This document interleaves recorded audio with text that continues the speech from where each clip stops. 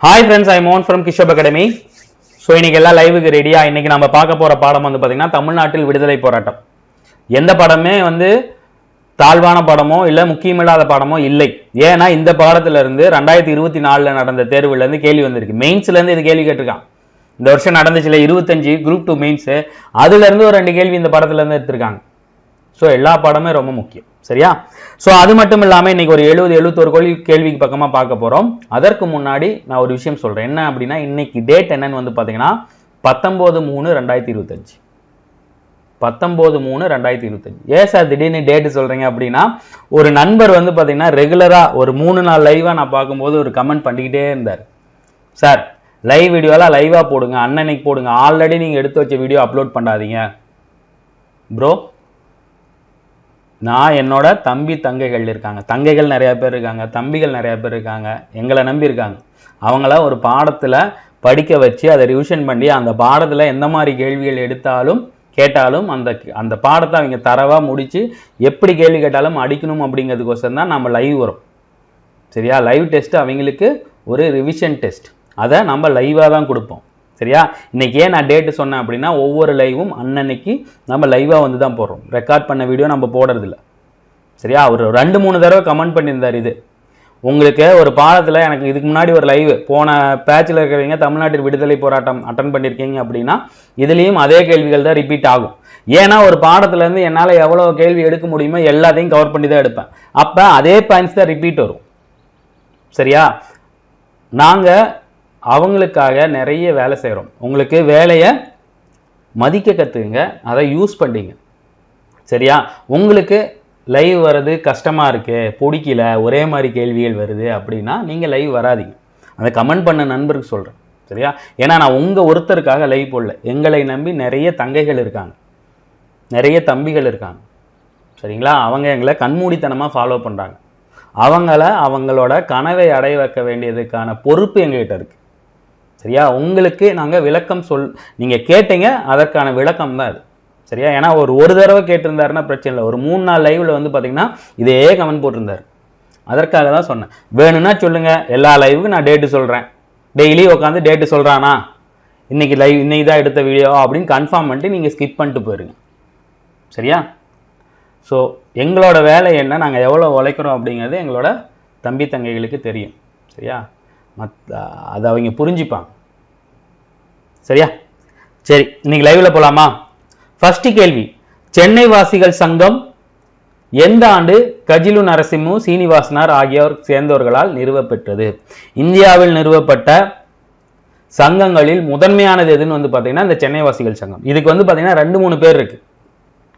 என்னென்ன பேருன்னு வந்து பார்த்தீங்கன்னா மெட்ராஸ் நேட்டிவ் அசோசியேஷன் சொல்லுவாங்க, MNAன்னு சொல்லுவாங்க, சரியா? சென்னை சேர்ந்தோர்கள் சங்கம்னு சொல்லுவாங்க, சென்னையில் வசிப்போர்கள் சங்கம்னு சொல்லுவாங்க. எப்படி சொன்னாலும் ஒன்று தான், சரியா? ஸோ இங்கிலீஷில் சொல்லணும் அப்படின்னா Madras native association founded by Gajula Narasimha Srinivasan, சரியா? இன் விச் இயர்னு கேட்குறாங்க. என்னது in which year? Very good, 852, 1852, ரொம்ப முக்கியமானது, சரியா? ஸோ அடுத்த கேள்வி, டி. முத்துசாமி என்பவர் சென்னை உயர்நீதிமன்றத்தின் முதல் நீதிபதியாக நியமிக்கப்பட்ட ஆண்டு? ஸோ மெட்ராஸ் ஹைகோர்ட்டோட ஃபர்ஸ்ட் ஜட்ஜா டி. முத்துசாமி அப்படிங்கிறவர் அப்பாயின்மெண்ட் பண்ணியிருப்பாங்க. இன் விச் இயர்னு கேட்குறாங்க. இந்த சம்பவங்கள்லாம் பார்த்துங்க, அடுத்தடுத்து ஒரு ரொம்ப முக்கியம், சரியா? வெரி குட், 1877, 1877, சரியா? மூன்றாவது, தி இந்து என்னும் செய்தி பத்திரிகை தொடங்கப்பட்ட ஆண்டு?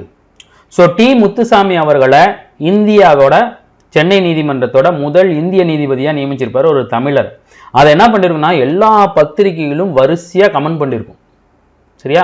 அதை வாங்கி படிக்கும்போது படித்தவங்களுக்கு என்ன தெரியும், படித்தவருக்கு என்ன தெரியும், ஓ ஏன் ஒரு தமிழனை ஒரு இந்தியனை ஒரு ஜட்ஜா நியமிச்சதில் இந்த பத்திரிகைகள் ஏன் இவ்வளவு காட்டமாக போட்டிருக்காங்கன்னு இது பண்ணும்போது தான் தெரிய வரும். என்ன அப்படின்னா, அந்த பத்திரிகைகள் அனைத்தும் ஆங்கிலேயர்களால் நடத்தப்பட்ட பத்திரிகை. தமிழ்நாட்டில் ரிலீஸ் ஆகிட்டு இந்த சென்னை மாகாணத்தில் ரிலீஸ் ஆன பத்திரிகை எல்லாம் ஆங்கிலேயர்களால் நடத்தப்பட்டது. அப்போ ஒரு ஆங்கிலேயரை கூண்டில் நின்றுட்டு ஒரு இந்தியர் தமிழர் அவங்களுக்கு ஜட்ஜா நீதி சொல்றது பார்த்தீங்கன்னா அவங்களால ஏற்றுக்க முடியல. ஸோ தமிழர்களுக்குன்னு ஒரு பத்திரிகை வேணும் அப்படின்னு முடிவு செய்ததற்கான காரணம் இந்த நிகழ்வு. டி முத்துசாமி. ஸோ அதன் பிரகாரம் தி இந்து வந்து பார்த்தீங்கன்னா தமிழ்நாட்டின் முதல் பத்திரிகையாக, ஆங்கில பத்திரிகையாக 1878. Very good. 77 நியமிச்சிருப்பாங்க, அதை கண்டனம் பண்ணியிருப்பாங்க. அதை தொடர்ந்து 78 இந்து வந்து பார்த்தீங்கன்னா நிறுவியிருப்பாங்க. சரிக்கா? சுதேசமித்திரன் என்னும் பெயரில் தமிழ் தேசிய பருவ இதழ் தொடங்கப்பட்ட ஆண்டு. சுதேசமித்திரன் ஃபேமஸ் ஆனதுக்கு காரணம் யாருன்னா பாரதியார். அதோட பதிப்பாசிரியர் இருந்தார். ஆக்சுவலா அவரு வந்து ஸ்டார்ட் பண்ணதில்லை, அவர் வேலை தான் செஞ்சார். ஸோ முதல்ல சுதேசமித்திரனை இது பண்ணது என்ன வருஷம்? Very good, 1891. இதை வந்து பார்த்தீங்கன்னா வார இதழாக தான் வந்து பார்த்தீங்கன்னா என்ன பண்ணியிருப்பாங்க, முதல்ல ஆரம்பிச்சிருப்பாங்க. அதற்கப்புறம் அது தினசரியாக மாறி இருக்கும். சரியா? சுதேசமித்திரன் என் தேசிய பருவ இதழ் டேஸ் ஆண்டு முதல் நாளிதழாக மாறியது. ஃபர்ஸ்ட் ஆரம்பிக்கும் போது வார இதழா, வீக்லி ஒன்ஸ். அதற்கப்புறம் டெய்லி ஒன்ஸ் நியூஸ் பேப்பரா கொண்டு வரப்பட்டது எந்த ஆண்டு? பாரதி வந்ததுக்கு அப்புறம் தான். சுப்பிரமணிய பாரதியார் இருக்கார் இல்லையா, அவர் வந்ததுக்கு அப்புறம் தான் அதோட வேகம் எடுக்கும். Very good, 1899. சென்னை மகாஜன சபையின் முதல் தலைவராக பொறுப்பேற்றவர். சென்னை மகாஜன சபை தான் வந்து பாத்தீங்கன்னா காங்கிரஸுக்கு முன்னோடி. ஏன்னா காங்கிரஸோட கருத்துக்கள் எல்லாமே சென்னை மகாஜன சபையின் கருத்தை ஒத்திருக்கும். அதனால என்ன பண்ணுவாங்க, 2 இயக்கம் வேணான்னு சென்னை மகாஜன சபையை காங்கிரஸோட இணைச்சிருவாங்க. ஏன்னா 2 பேருக்குமே குறிக்கோள் ஒண்ணுதான். ஆனா காங்கிரஸோட ஒரு வருஷம் முந்தையது எதுன்னு வந்து பாத்தீங்கன்னா சென்னை மகாஜன சபை. Very good. யாரு? பி ரங்கையா. இந்திய தேசிய காங்கிரசின் 3வது மாநாடு. ஸோ இந்தியன் நேஷனல் காங்கிரஸோட 3rd செஷன் 1887 யாருடைய தலைமையில் நடந்தது? யார் வந்து ஹெட் ஆஃப் த செஷன்?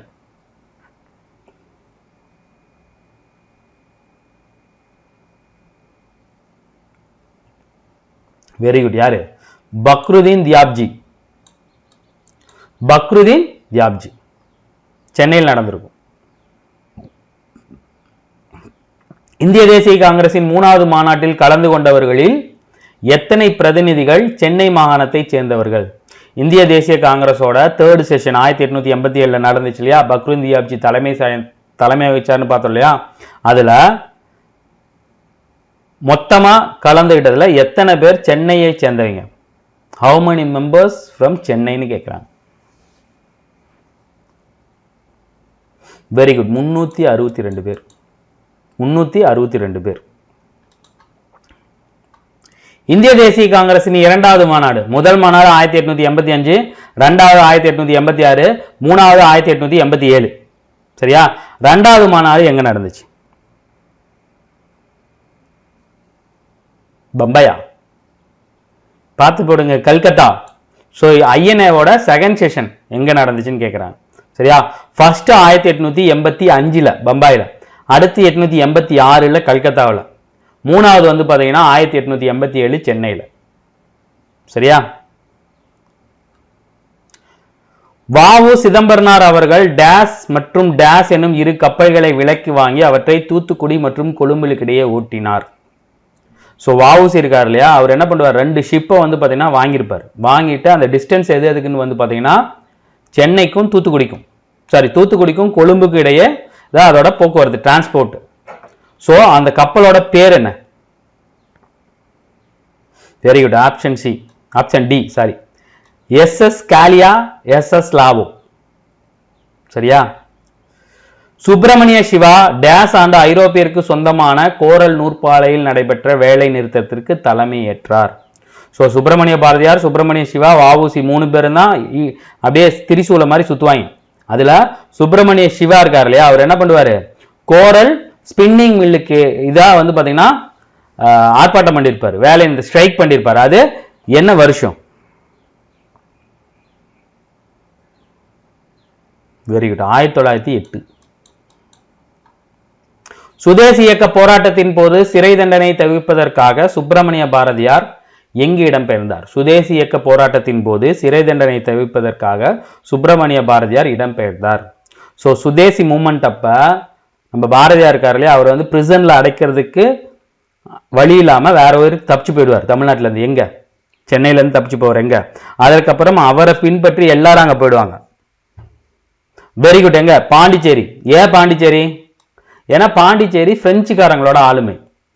ஆங்கிலேயருக்கும் பிரெஞ்சுக்காரங்களுக்கும் ஆகாது. அதனால பிரெஞ்சுக்காரங்களோட ஒரு காலனியான பாண்டிச்சேரி கூடி போயிடுவார். ஸோ அவர் போனதுக்கப்புறம் சுதேசமித்திரன், அப்புறம் வந்து பார்த்தீங்கன்னா அவரோட எல்லா பத்திரிகையும் வந்து பார்த்தீங்கன்னா இந்தியா, விஜயா எல்லாம் பாண்டிச்சேரியில தான் வந்துச்சு. டேஸ் ஆண்டு அரவிந்த் கோஷ், வி சுப்பிரமணியார் ஆகியோர் வருகைக்கு பின்னர் பாண்டிச்சேரியில் புரட்சிகர நடவடிக்கைகள் தீவிரமடைந்தன. ஸோ அரவிந்த் கோஷ் இருக்கார் இல்லையா, அவர் என்ன பண்ணிருப்பார், பாண்டிச்சேரிக்கு வந்திருப்பார். அவர் வந்துட்டு போனதுக்கு அப்புறம் தான் பாண்டிச்சேரியில புரட்சிகர நடவடிக்கைகள் தீவிரமடையும். சுடறது, தாக்குறது, கொள்ளையடிக்கிறது, அந்த மாதிரி வேலைகள்.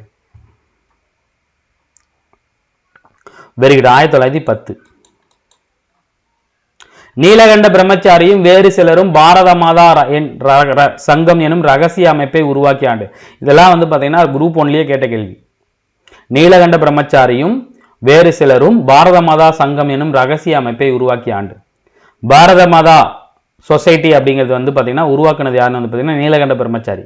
என்ன வருஷம்? ஸோ புரட்சிகர இயக்கம், துப்பாக்கி பயிற்சி எல்லாத்தையும் அங்கதான் கொடுப்பாங்க. இவர் இருக்காரு இல்லையா, வாஞ்சிநாதன் சுட்டு கொண்டுருவார் இல்லையா கலெக்டர் ஆஷ் துரைய, எங்க மணியாச்சி ரயில் நிலையத்தில், அவருக்கு இங்க தான் இந்த அமைப்பு தான் வந்து பாத்தீங்கன்னா என்ன பண்ணிருக்கோம், பயிற்சி கொடுத்துருக்கோம். Very good. 1904 1925 நவம்பர் 21 நடைபெற்ற காங்கிரஸ் கமிட்டி மாநாட்டில் பெரியார் சட்டசபையில் பிராமணர் அல்லாததற்கு பிரதிநிதித்துவம் வேண்டும் என்ற கோரிக்கையை முன்வைத்தார். ஸோ 1925 ஆண்டு நவம்பர் 1 காங்கிரஸ் கமிட்டி வந்து பாத்தீங்கன்னா மாநில மாநாடு நடந்திருக்கும். சரியா? அதுல பெரியார் என்ன பண்ணிருப்பாரு, சட்டசபையில பிராமணர் இல்லாதவர்களுக்கும் இடம் வேணும்னு கேட்டிருப்பாரு. அவர் யாருமே ஒத்துருக்க மாட்டாங்க.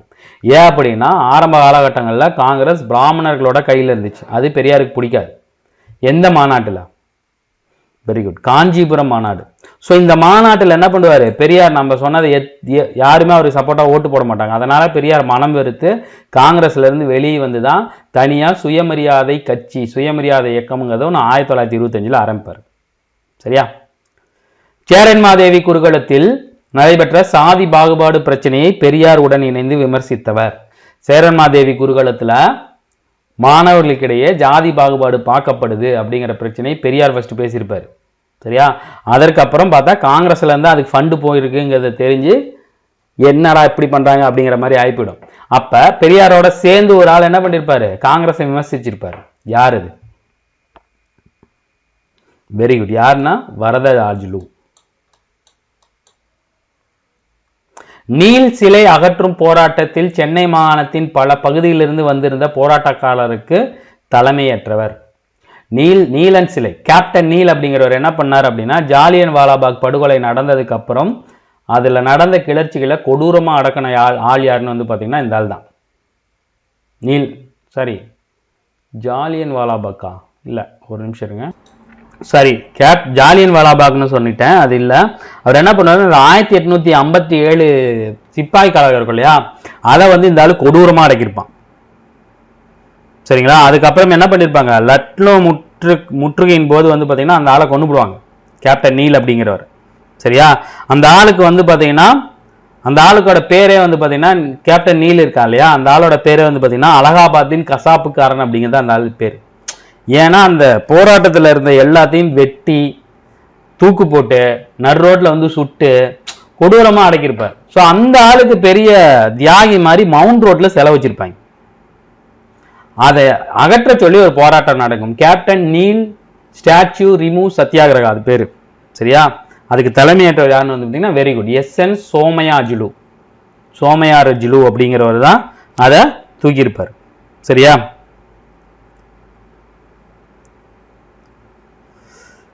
நீல் சிலை அகற்றப்பட்டு சென்னை அருங்காட்சியகத்திற்கு கொண்டு செல்லப்பட்டது எப்ப?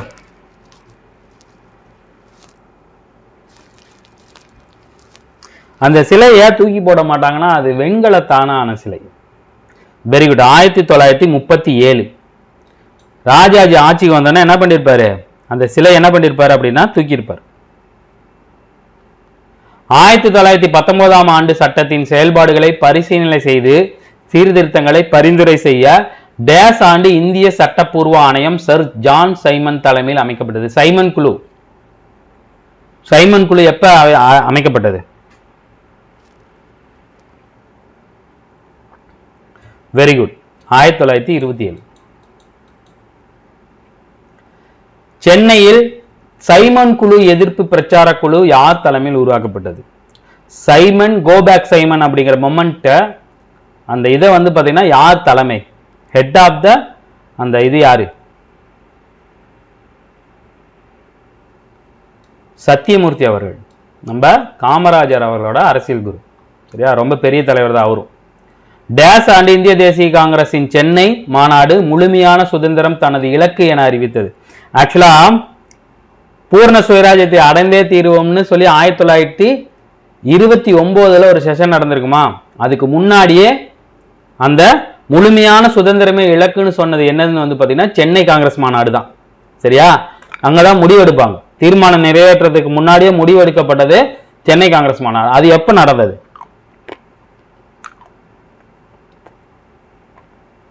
Very good. 1927.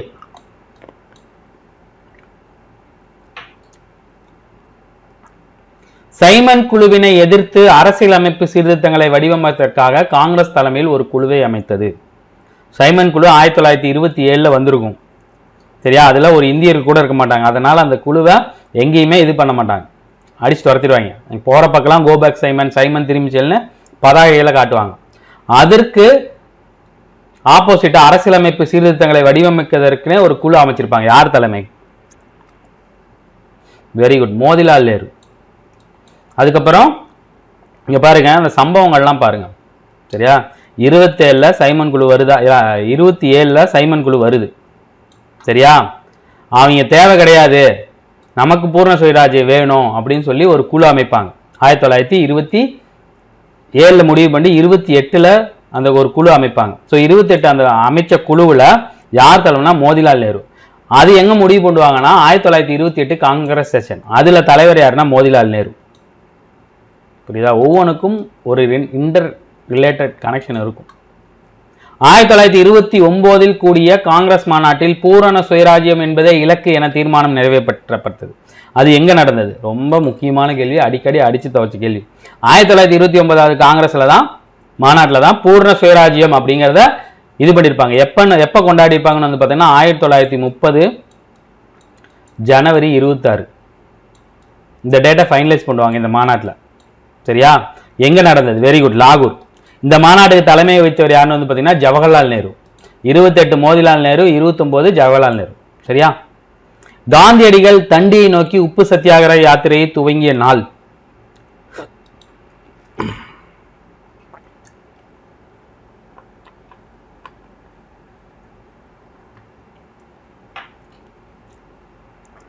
Very good, 1930 March 12.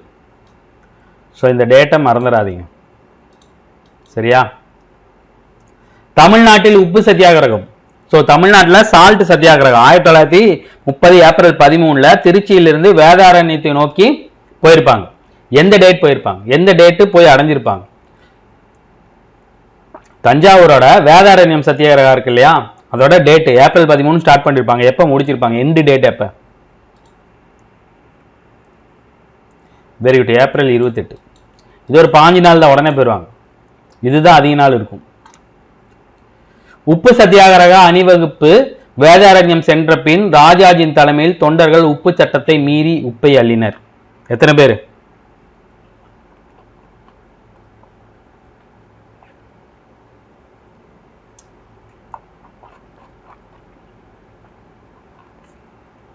Very good, 12 பேர்.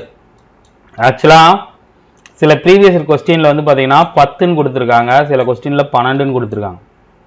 சரியா, மேக்சிமம் நீங்க 12 வச்சுங்க. ஒருவேளை 12 ஆப்ஷன்ல வரல அப்படின்னா 10 போட்டுருங்க. சரியா, டி பிரகாசம், கே நாகேஸ்வரராவ் ஆகியோர் தலைமையில் சத்தியாகிரகிகள் சென்னைக்கு அருகே உள்ள டேஸ் இடத்தில் முகாமை அமைத்திருந்தனர். டி பிரகாசம், நாகேஸ்வரராவ் சென்னைக்கு அருகில் ஒரு இடத்துல முகாம் அமைச்சிருப்பாங்க. எந்த இடம் அது? Very good, Udayavanam. என்னடா அது? உதயவனம். 1930 ஏப்ரல் 27 திருவெண்ணிக்கேணியில் காவல்துறையினுடன் ஏற்பட்ட மோதலில் எத்தனை நபர்கள் உயிரிழந்திருப்பாங்க?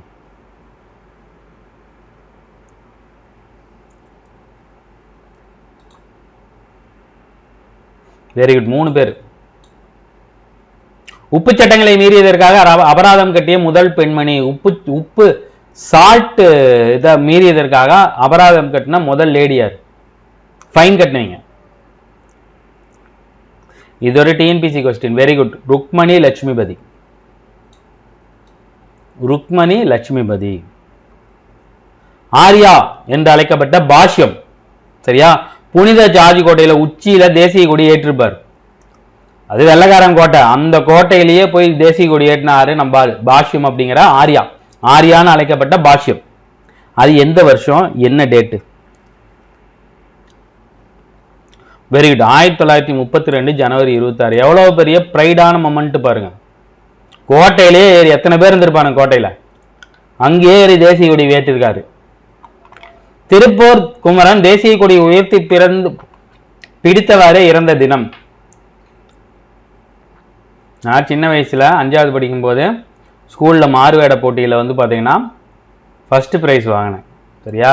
யார் வேஷம் போட்டுன்னா திருப்பூர் குமரனோட வேஷம் போட்டு. அந்த போட்டோலாம் எங்க சின்ன வயசு போட்டோலாம் இன்னும் இருக்கு. சரியா? வந்தே மாதரம் வந்தே மாதரம் வந்தே மாதரம்னு ரோட்ல கத்திக்கிட்டே கொடி பிடிச்சிட்டு போய் தாசில்தாரா யாரோ வந்து பாத்தீங்கன்னா ஒரு பெரிய தட்டு கொடுத்தாரு, எவர் சில்வர் தட்டு. வெரி குட், ஜனவரி 11 1932. 1/1/32. இங்க பாருங்க, கொடியேற்றதும் 32 தான், இவர் செத்ததும் 32 தான். இது ஜனவரி 26, இது ஜனவரி 11. சரியா? ராஜாஜி தலைமையிலான அமைச்சரவை மது விலக்கை பரிசோதனை முயற்சியாக அறிமுகப்படுத்தியது. ராஜாஜி கிட்டத்தட்ட சேலத்துக்காரரு. சரியா? அதனால எங்க அறிமுகப்படுத்தியிருப்பாரு? சேலத்தில் தான் முதல்ல மது விலக்கை கொண்டு வந்த முதலமைச்சர். பெரிய விஷயம். டேஸ் மேற்கொண்ட முயற்சியினால் ஜமீன்தார்கள் பகுதியை சார்ந்த குத்தகைக்காரர்களின் நிலை குறித்து விசாரணை செய்ய விசாரணை குழு ஒன்று அமைக்கப்பட்டது. யாரோட தலைமையில?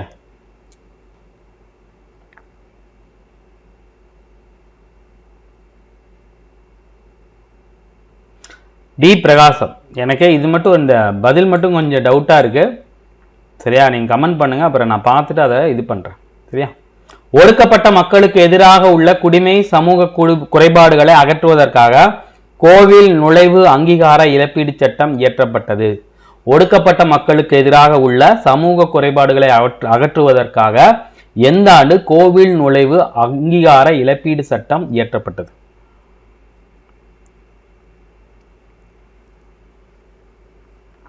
Very good, 1939. ஏன் அப்படின்னா 1939 வாக்குகள்லாம் இவர் என்ன பண்ணிருப்பாரு, காந்தி இந்த கோவில் நுழைவெல்லாம் வந்து பாத்தீங்கன்னா பெரிய அளவில் இது பண்ணிட்டு இருந்திருப்பார். ஈவேரா அவர்களால் இந்திய எதிர்ப்பு மாநாடு நடத்தப்பட்ட இடம். இந்திய எதிர்ப்பு 1937, 65, 67 இது பெரிய லெவல்ல வந்துச்சு. 37, 67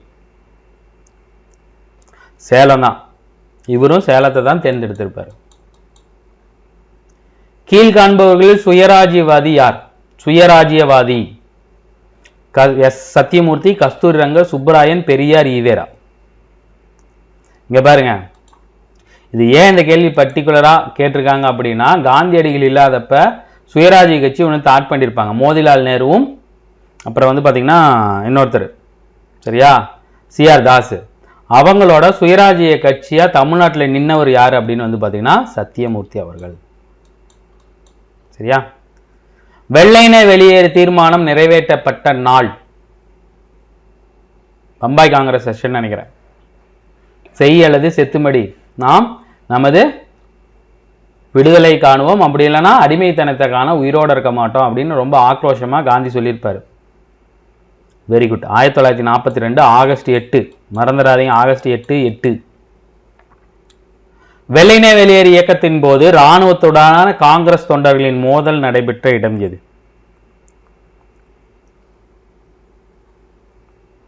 வெள்ளையனே வெளியேறு இயக்கத்தின் போது இராணுவத்துடனான காங்கிரஸ் தொண்டர்களின் மோதல் நடைபெற்ற இடம் எது? ஒரு கான்ஃபிளிக்ட் உருவாயிருக்கும் காங்கிரஸுக்கும் இராணுவத்துக்கும். எந்த இடம்? தமிழ்நாட்டில். Very good, Madurai. எல்லாத்தையும் சேலம் வந்துருமா? மதுரை. வெள்ளையனே வெளியேறு இயக்கத்தின் போது பெருமளவிலான தொழிலாளர் போராட்டங்கள் நடைபெற்ற இடம் எது? சென்னையில. இது வெள்ளை நகர இயக்கத்தின் போது பெரிய தொழிலாளர்கள் போராட்டங்கள் நடைபெற்ற இடம் எது? சென்னையில் அப்ப இருந்த பக்கிங்ஹாம். சரியா? ஆங்கிலேயர்களுக்கு எதிராக டேஸ் ஆண்டு வேலூர் கோட்டையில் இந்திய வீரர்களும் அதிகாரிகளும் ஓர் எழுச்சியை திட்டமிட்டு நடத்தினர். ஆங்கிலேயருக்கு எதிராக வேலூர் கோட்டையில் இந்திய வீரர்களும் அதிகாரிகளும் ஓர் எழுச்சியை திட்டமிட்டு நடத்தினர். வேலூர் புரட்சி. Very good. 1806. சரியா? இப்படிதான் கேள்வி வரும், குழம்பிடாதீங்க. சென்னை வாசிகள் சங்கம் டேஸ் ஆண்டுக்கு பின் செயலிலிருந்து இல்லாமல் போனது. ஆக்சுவலா இந்த மாதிரி கேட்க மாட்டாங்க, ஆனா கூற்றுல வைப்பாங்க, அதனால இதை தெரிஞ்சு வச்சுங்க. Very good. 1862. சென்னை மகாஜன சபை வீரராகவாச்சாரி, ஆனந்தச்சார்லு, ரங்கையா மற்றும் சிலரால் நிறுவப்பட்டது. சென்னை மகாஜன சபை இது 2024-25 நடந்த மெயின்ஸ்ல கேட்கப்பட்ட ஒரு கேள்வி. அப்படியே இந்த கேள்வி அப்படியே கேட்டுதான் உங்களுக்கு இதுல வச்சிருங்க, ப்ரீவியஸ் கொஸ்டின்ல வரும். Very good. 1884 மே 16 டேட்டோட கேட்டாங்க, மறந்துடாதீங்க. அதனால தான் இந்த கேள்வியெல்லாம் வச்சிருக்கு. தேசிய காங்கிரசின் முதல் கூட்டம் 1885 நடந்துச்சு. எங்க நடந்துச்சு? நான் முன்னாடி சொல்லிட்டேன். 85 ஃபர்ஸ்ட் செஷன் எங்க? பம்பாய். 86 ரெண்டாவது செஷன் கல்கத்தா. 87 மூணாவது செஷன் மதராஸ். ஃபர்ஸ்ட்டுக்கு வந்து WC பானர்ஜி, ரெண்டாவது தாதாபாய் நவ்ரோஜி, மூணாவது பக்ருதீன் தியாப்ஜி.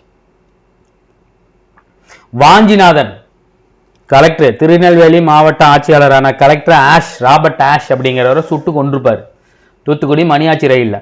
எது, எந்த வருஷம், என்ன டேட்? 1911. டேட்டு பாருங்க, ஆப்ஷன் எப்படி இருக்குது? 17, 27, 17. ஸோ அப்போ 7ல் எங்கேயாவது முடியும், இது வராது. அப்போ மே 17 ஜூன் தான். சரியா? அன்னிபேசன் தன்னாட்சி இயக்கத்தை தொடங்கிய ஆண்டு. தன்னாட்சி இயக்கத்தை 2 பேர் தொடங்கியிருப்பாங்க, ஒன்று அன்னிபேசன், இன்னொன்று திலகர். ஆனால் அன்னிபேசன் தான் அனௌன்ஸ் பண்ணியிருப்பாங்க. ஆனால் ஃபர்ஸ்ட் தொடங்குனது யாருன்னு வந்து பார்த்தீங்கன்னா திலகர். ஸோ என்ன வருஷம்? 1916. சரியா? டேஸ் ஆண்டு பத்திரிகை சட்டத்தின்படி அன்னிபேசன் பிணைத்தொகையாக பெருமளவு பணம் செலுத்தும்படி அறிவுறுத்தப்பட்டார். அவங்க 2 பத்திரிகை நடத்திட்டு இருந்திருப்பாங்க. என்னது? காமன்வெல், அப்புறம் நியூ இந்தியா. ஸோ 1910 தான் பத்திரிகை சட்டம் போட்டிருப்பாங்க. அவங்க தொடங்கினது 14-15 தொடங்கியிருப்பாங்க ரெண்டையும். அந்த சட்டம் தான் கேட்குறாங்க. சட்டம் வந்து பார்த்தீங்கன்னா 1910 பத்திரிகை சட்டம். தமிழ்நாட்டில் மௌலானா சௌகத் அலி தலைமையேற்ற பொதுக்கூட்டத்துடன் கிலாபத் நாள் கடைபிடிக்கப்பட்டது. தமிழ்நாட்டில் டேஸில் எந்த நாள்ல மௌலானா சௌகத் அலி தலைமையேற்ற பொதுக்கூட்டத்தில் கிலாபத் இயக்கத்தோட கிலாபத் நாள் தொடங்கப்பட்டது. இது 1920 ஏப்ரல் 17. இங்க பாருங்க, இது என்ன 17? இது ஜூன் 17, இது ஏப்ரல் 17. சரியா? இங்கேயும் பாருங்க, ஏப்ரல்னு கேட்டிருக்காங்க, ஆனா வருஷம் மட்டும் மாறி இருக்கு. தமிழ்நாட்டில் கிலாபத் நடவடிக்கைகளின் முக்கிய மையமாக திகழ்ந்த இடம் எது? தமிழ்நாட்டில் கிலாபத் எழுச்சி நடவடிக்கைகளின் முக்கிய மையமாக திகழ்ந்த இடம். கிலாபத் அப்படிங்கிறப்ப இஸ்லாமியர்கள் முஸ்லிம்ஸ் அதிகமாக வருவாங்க. ஸோ இங்க இருக்கிறதுலேயே முஸ்லீம்கள் அதிகமாக இருக்கக்கூடிய பகுதி எதுன்னு வந்து பார்த்தீங்கன்னா ஆம்பூர், வாணியம்பாடி. எல்லா பக்கமும் நம்மளோட இஸ்லாமிய தோழர்கள் இருக்காங்க. சரிங்களா? அதிகமாக இருக்கிறது இந்த வாணியம்பாடி சைடு. சரியா? அங்கதான் கிலாபத்தோட ஒரு முக்கியமான மையமாக திகழ்ந்தது. சுதேசியோட முக்கியமான மையமாக திருநெல்வேலி, சென்னை, தூத்துக்குடி திகழ்ந்த மாதிரி கிலாபத்னா வாணியம்பாடி, காங்கிரஸ்னா சென்னை. சரியா? தமிழ்நாட்டில் ஒத்துழையாமை இயக்கத்தை தலைமையேற்று நடத்தியவர்கள் யார்? இவங்க 2 பேருக்கு ஆவாது, ஆனா இதை மட்டும் தலைமையேற்று நடத்திருப்பாங்க. ஆவாதுனாவே தெரிஞ்சு போயிடும், யாரு? ராஜாஜி பெரியார். முஸ்லிம் லீக்கின் சென்னை கிளையை நிறுவியவர் யார்? முஸ்லிம் லீக்கோட சென்னை கிளையை நிறுவியவர் யார்? முஸ்லிம் லீக்கின் சென்னை கிளையை நிறுவியவர் முகமது அலி ஜின்னா கிடையாது, யாப் ஹசேன், முசாஃபர் அகமது, மௌலானா சௌகத். ஸோ இவங்க 2 பேரும் வரமாட்டாங்கன்னு தெரியும். யார்? யாகூப் ஹசன். சரியா? வேல்ஸ் இளவரசரின் வருகை புறக்கணிக்கப்பட்டது. வேல்ஸ் இளவரசரின் வருகை எப்ப புறக்கணிக்கப்பட்ட வருஷம் மட்டும் நிறைய டிஎன்பிசி தேர்வுல கேட்டிருக்காங்க. ஆனா இப்ப புது சிலபஸ்ல வந்து பாத்தீங்கன்னா இது கொடுத்து டேட்டோட கொடுத்துருக்காங்க. 1922 ஜனவரி 13.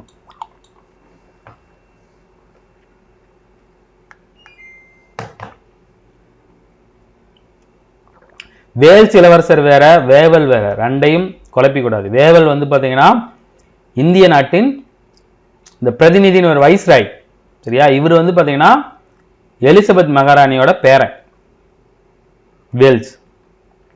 1921ஆம் ஆண்டு டேஸ் மாதம் சட்ட மறுப்பு இயக்கத்தை தொடங்குவது என முடிவு செய்யப்பட்டது. எந்த மாசம்?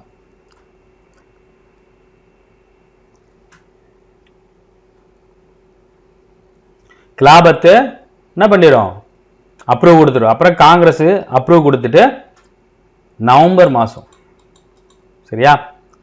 1922இல் சௌரி சௌரா நிகழ்வில் எத்தனை காவலர்கள் தீக்கிரையாக்கப்பட்டனர்? எத்தனை பேரை கொன்னாங்க? இதுவும் கேட்டிருக்காங்க அடிக்கடி. வெரி குட், 22 பேர். கோவில் நுழைவுக்கான சத்தியாகிரகம் நடைபெற்ற வைக்கம் என்னும் ஊர் எந்த அரசின் ஆட்சியில் இருந்து? வைக்கம் வீரர்னு சொல்றோம் இல்லையா அவர? சோ அந்த வைக்கம் எங்க இருக்கு? வைக்கோம் விஜயலட்சுமின்னு ஒரு சிங்கர் இருக்காங்க. அவங்க எந்த ஏரியாவை சேர்ந்தீங்க? கேரளா. அப்ப அதுக்கு முன்னாடி அது என்ன அரசு? திருவாங்கூர் பேரரசு. வெள்ளை பிசாசுகளின் கருப்பு பிசாசுகளின் ஆட்சின்னு சொன்னது. இது பாத்துங்க 2023லயோ 24லயோ நடந்த தெருவில் கேட்டிருக்காங்க, சரியா? அதிநவீன வசதிகளுடன் கூடிய ரயிலில் அடிமைகளாக இருப்பதை விட சுதந்திரத்துடன் கூடிய மாட்டு வண்டியே சிறந்தது என்று கூறியவர். அதிநவீன வசதிகளுடன் கூடிய ரயிலில் அடிமைகளாக இருப்பதை விட சுதந்திரத்துடன் கூடிய மாட்டு வண்டியே சிறந்தது என்று கூறியவர் அன்னிபெசன்ட் அம்மையார். இந்தியாவின் வாய்ப்புக்கான தருணம் அப்படின்னு சொல்லியிருப்பாங்க. அதே மாதிரி இதுவும் சொல்லியிருப்பாங்க. இவங்களும் ஒரு ஐரோப்பியர் தான், ஆனா இந்தியாவுக்கு சப்போர்ட் பண்ணியிருப்பாங்க. அயர்லாந்து நாட்டை சேர்ந்த ஒரு அம்மணி.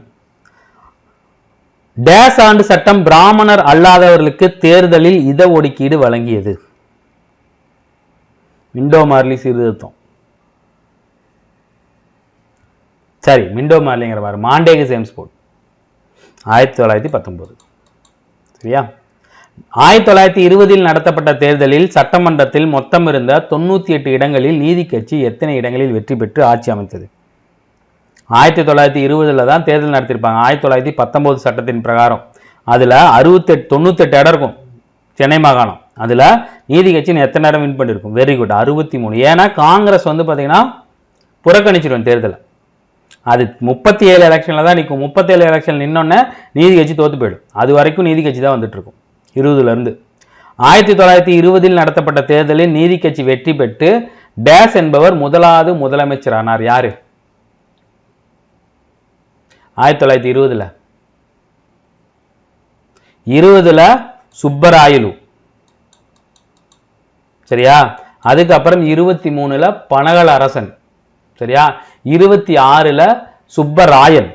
சுப்பராயலையும் சுப்பராயனையும் குழப்பிக்கூடாது. சுப்பராயன் வந்து பாத்தீங்கன்னா சுயேட்சி வேட்பாளர், சுப்பராயலு நீதி கட்சி வேட்பாளர். இவரு 1920, சரியா? ரவுலட் சட்டத்தை எதிர்த்து மெரினா கடற்கரையில் நடைபெற்ற கூட்டத்தில் காந்தி உரையாற்றிய நாள்?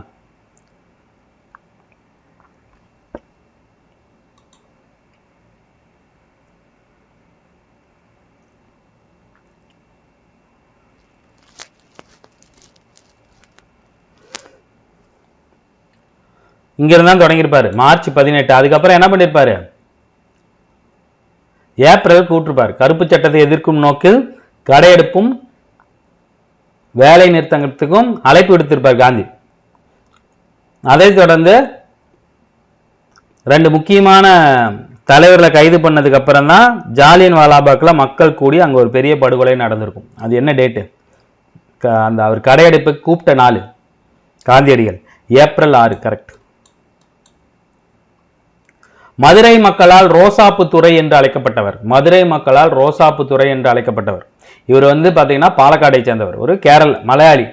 ஆனா மதுரையில இருந்த நிறைய குற்ற பரம்பரை சட்டத்தால கைது பண்ணவங்களுக்கு நிறைய பேருக்கு அரணாக திகழ்ந்தவர். வைக்கம் போராட்டம் இருக்கு இல்லையா? வைக்கம் போராட்டத்துல பெரியார் மட்டும் கலந்துக்கல, இவரு தான் ஒரு பெரிய பங்கு வகிச்சிருப்பார். இவரு தான் கூப்பிட்டு வந்திருப்பாரு எல்லாத்தையும். சோ அவரை தான் மதுரை மக்கள் அன்போடு ரோசாப்பு துறைன்னு கூப்பிடுவாங்க. ஏன் அப்படின்னா குற்ற பரம்பரை சட்டத்திலையும் நிறைய பேர்த்த கைது பண்ணிட்டே இருப்பாங்க. ஸோ மதுரை மக்களுக்கு குற்றப்பரம்பரை சட்டத்தில இருந்து நிறைய பேருக்கு வாதாடிப்பார். இவர் ஆக்சுவலி ஒரு வக்கீல். Very good. யாரு? ஜார்ஜ் ஜோசப். ஜோசப் அப்படிங்கிறதா ரோசாப்பு அப்படின்னு கூப்பிட்டுருப்பாங்க. தேசிய கல்வியை முன்னெடுக்கும் பொருட்டு வி சுப்பிரமணியனார் குருகுலம் நிறுவப்பட்டது. அது எந்த இடம்? நம்ம மேலேயே பார்த்துட்டோம், இந்த கேள்வி ஆல்ரெடி பார்த்துட்டோம். இதை தான் மூட சொல்லியிருப்பாரு பெரியார். சேரன்மாதேவி. சரியா? விடுதலை பெற இந்தியா எப்படி துயருற்றது? இந்தியா ஒரு தேசம். How wrought for freedom. சரியா? அப்புறம் வந்து பாத்தீங்கன்னா இந்தியா எ நேஷன் அப்படின்னு 2 புத்தகத்தை எழுதியிருப்பாங்க. எழுதுந்து யாரு?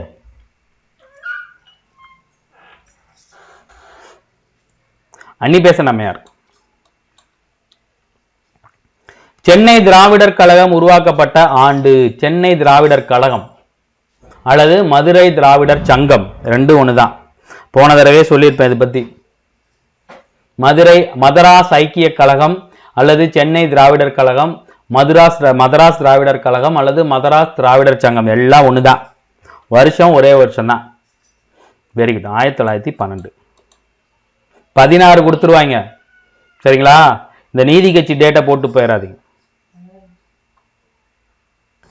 சி நடேசனார் டேஸ் ஆண்டு பிராமணர் அல்லாத மாணவர்களுக்காக திராவிடர் சங்க தங்கும் விடுதி. இது ஆல்ரெடி நேத்தேன்னு சொல்லியிருப்பேன். சமூக மாற்றங்கள்ல நிறைய கேள்வி இதுல இருந்து எடுத்திருப்பேன். திராவிடர் சங்கம், ஆனா இதுல ஒரு 2-3 கேள்வி தான் எடுத்திருப்பேன். திராவிடர் இல்லம் ஆக்சுவலா இது பேரு. 1916. Correct. P Thyagarayar, T M. Nair, C Natesanar ஆகியோர் தலைமையில் 30 பிராமணர் அல்லாதவர்கள் சென்னை விக்டோரியா பொது அரங்கில் கூடிய ஆண்டு? இதையும் நேற்று சொல்லியிருப்பேன். 1916. Very good. நவம்பர் 20. டேஸ் ஆண்டு வைக்கத்தில் சுற்றியிருந்த வீதிகளில் தடை விதிக்கப்பட்டிருந்த தடை நீக்கப்பட்டது?